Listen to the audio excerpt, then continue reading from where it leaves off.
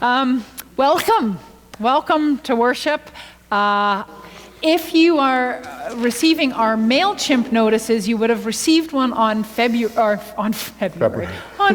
Feels like it was February when we sent that out. On Friday, updating you on what we're doing to help people stay safe and informed and connected. And of course, that's 2 days ago, so it might as well have been a year ago. And so we have updates for you today.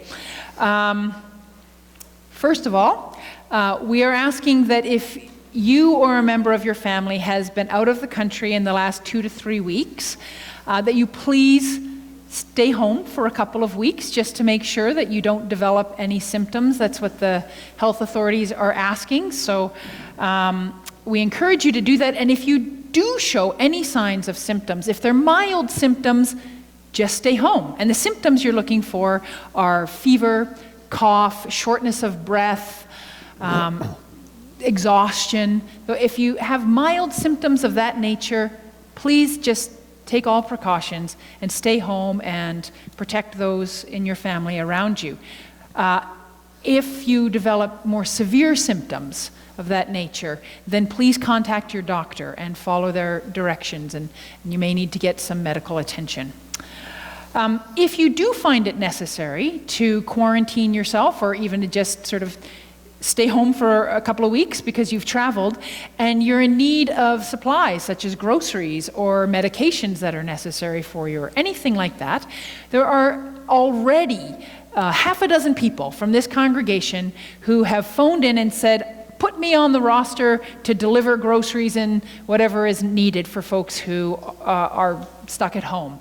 So please call the church, let us know what you need, and we will have somebody from our congregation who will get it for you and deliver it to you in a way that doesn't put your health or theirs at risk.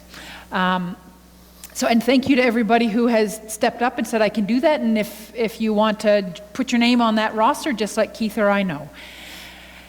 This morning, as some of the precautions that we're putting in place, we're not going to be passing the offering plates from person to person.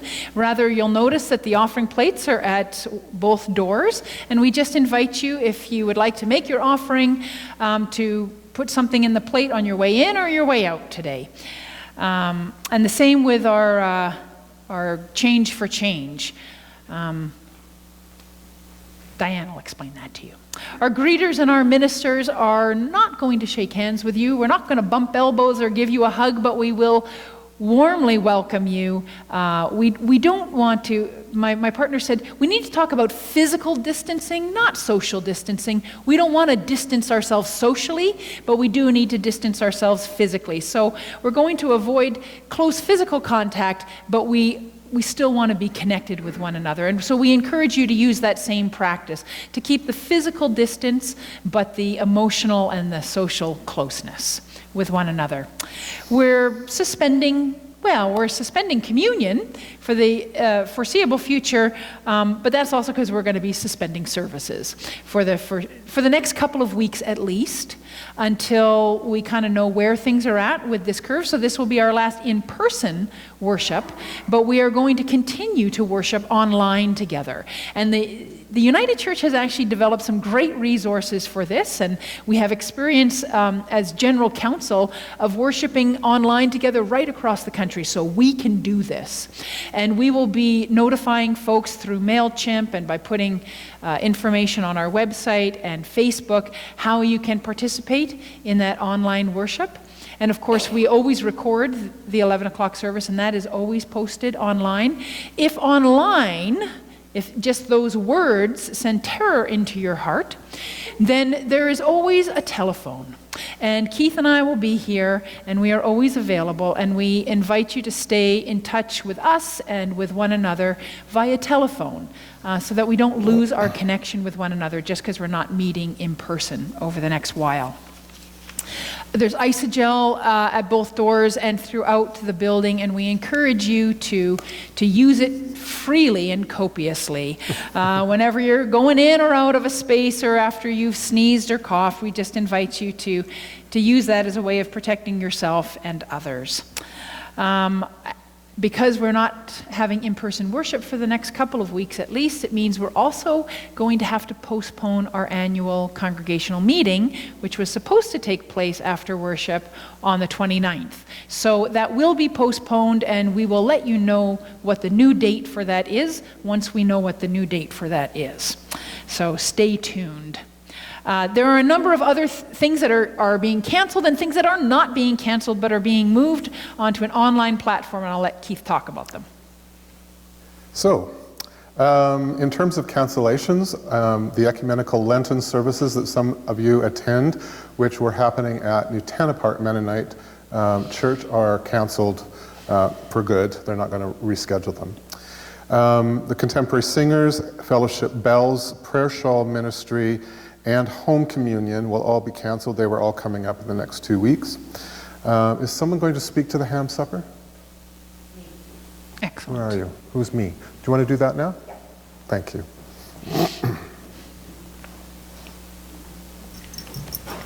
Good morning. I'm Carson Barber, and I'm with the UCW.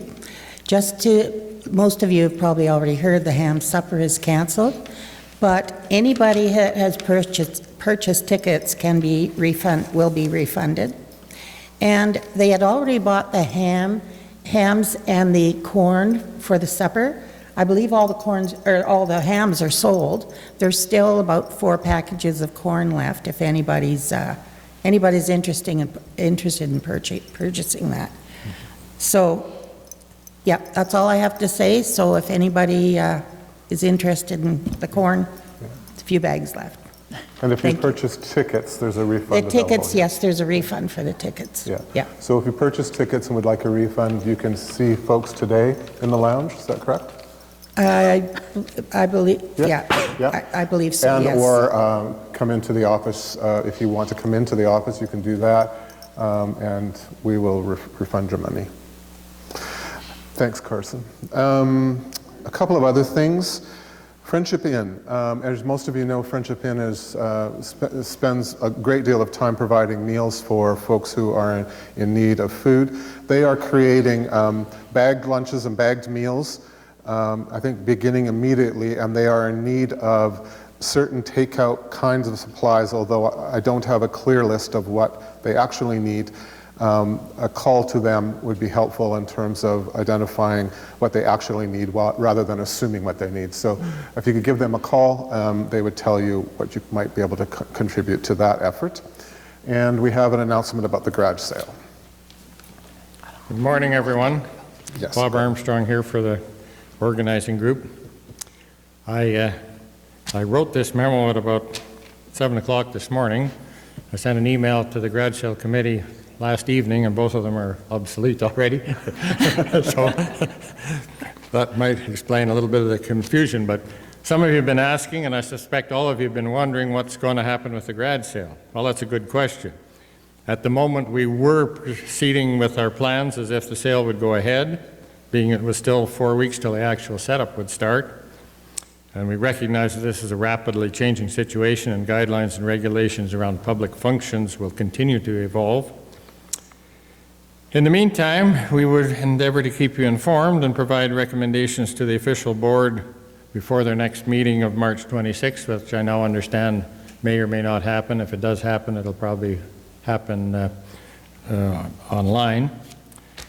Anyways, I will be furthering this conversation with the committee and jointly making some recommendations to the board about the cancellation of the garage sale and about the possibility of doing something to replace it in the fall.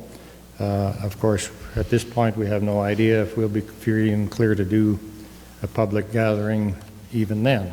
So I guess all I can say is stay tuned, and we'll try and keep you as informed as we can do. So thank you very much. Thanks, Bob.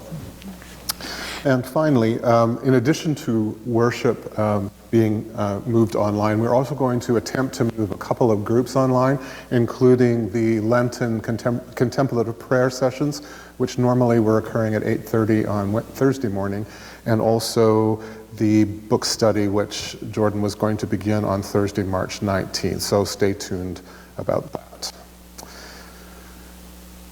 Interesting times we are living in. We acknowledge that there's anxiety, a little bit of fear, and certainly uncertainty. If any of you are needing to speak with us, please feel free to contact Jordan and I by phone, email, or text us, and we will certainly respond as quickly as we're able. We encourage you to follow the health directives and to stay healthy. So God bless us during this time of uncertainty. Mhm.